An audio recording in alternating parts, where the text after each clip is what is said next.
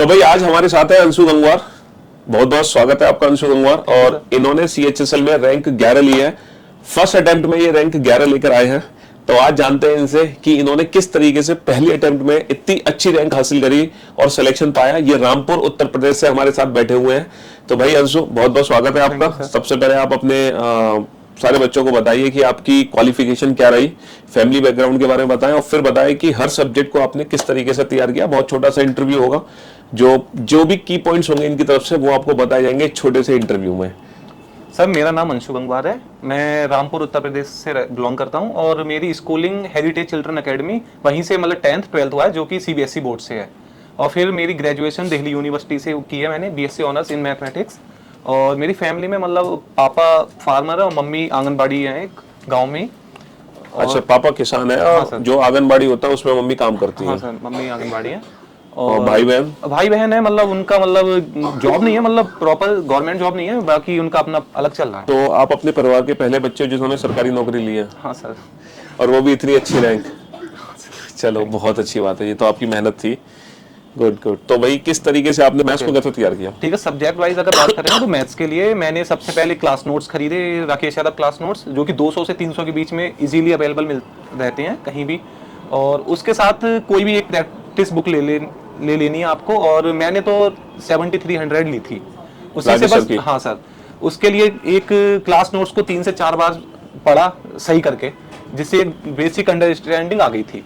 फिर उसके बाद प्रैक्टिस करनी है। और मैथ्स में हमें एक अलग से करना होता है कैलकुलेशन, तो वो मैंने डेली की थी। डेली बेसिस पे 30 से 40 मिनट पर डे करनी है, तो करनी है। वो मॉर्निंग में की थी। ये आपने बहुत अच्छा काम किया। मतलब मैथ्स में बच्चे क्या करते हैं कि कैलकुलेशंस की प्रैक्टिस नहीं करते, वो आपने रेगुलर प्रैक्टिस करी कैलकुलेशन की। और नोट्स लिए आपने राकेश सर के और किताब ली 7300, उसकी प्रैक्टिस करी। वो उसी के साथ मिल रही थी ऑफर पे, तो इसीलिए ले ली थी। चलो बहुत बढ़िया। यानी कि मैथ्स आपने इस तरीके से तैयार की और जिसमें आपका की पॉइंट रहा ये जो बेसिक कैलकुलेशंस की प्रैक्टिस है, जो आपकी स्पीड को इंप्रूव करते हैं। वो हम बोलते भी रहते हैं कि बेसिक कैलकुलेशंस की स्पीड बहुत जरूरी है। आप सब कुछ पढ़ लोगे लेकिन एट द एंड आप निराशा हाथ लगेगी आपकी अगर आपकी कैलकुलेशंस प्रॉपर नहीं है तो। बाकी वोकैब के मेरे बहुत ज्यादा रिसोर्सेज थे, जो कि मेरा नेगेटिव पॉइंट्स था। जो नेगेटिव, हाँ। ये बात में आपको समझ आया कि हम जब बहुत ज्यादा रिवीजन का टाइम आया तो कर ही नहीं पाया मैं। जब ज्यादा हाथ पैर मार लेते तो ये दिक्कत हो जाती है। हाँ। ओके। तो एग्जाम आ जाते तो उस बीच में मतलब छोड़नी पड़ती थी तैयारी। लेकिन हाँ, 1 साल लग गया था कि कभी SSC की तैयारी कर रहा हूँ, कभी ग्रेजुएशन की। तो इसके चलते चलते 1 साल उसमें वेस्ट किया। फिर मेरा मतलब दोस्त से, जो मैंने आपको बताया कि नोट्स वगैरह लिए थे, तो वहां से एक ये पता पड़ गया कि क्या चीज पढ़नी है। तो वो चीज कहां से लिए थे? करियरविल से? उसने कोर्स ले रखा था, तो करियरविल का कोर्स लिया था। उससे मैंने PDF ले ली थी। कुछ सब्जेक्ट की मतलब NCERTs भी पढ़नी पड़ी। और रीजनिंग के लिए, तो रीजनिंग के लिए सबसे पहले एक पर्टिकुलर चैप्टर उठाया जिसमें दिक्कत हो रही थी, खासकर कैलेंडर के कुछ क्वेश्चन आए थे और सीरीज वाले। बाकी 4-5 चैप्टर थे जो मैंने यूट्यूब से किए थे। तो मैंने सीरीज वाला डाला, सीरीज SSC, तो आपकी वीडियो आई थी। अच्छा। तो उसमें आपने 4-5 मेथड बताए थे कि इन्हीं से होगा, अगर वो सॉल्व होगा, नहीं तो होगा ही नहीं। तो वो चीज मेरे को काफी सही लगी। फिर मैंने और भी देखा, मतलब उससे फिर मैंने 4-5 चैप्टर पढ़े आपसे। उसके बाद एक RB चैनल पे PDFs होती हैं रीजनिंग की, बस वहीं से प्रैक्टिस की मैंने काफी सारी।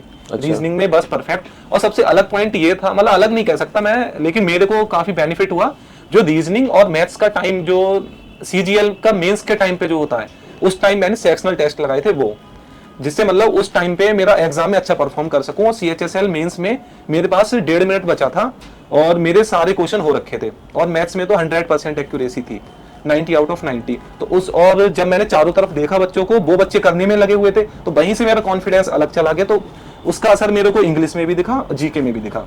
इंग्लिश में मात्र 2 ही क्वेश्चन गलत थे और GK में भी अच्छा स्कोर था, 3 क्वेश्चन गलत थे।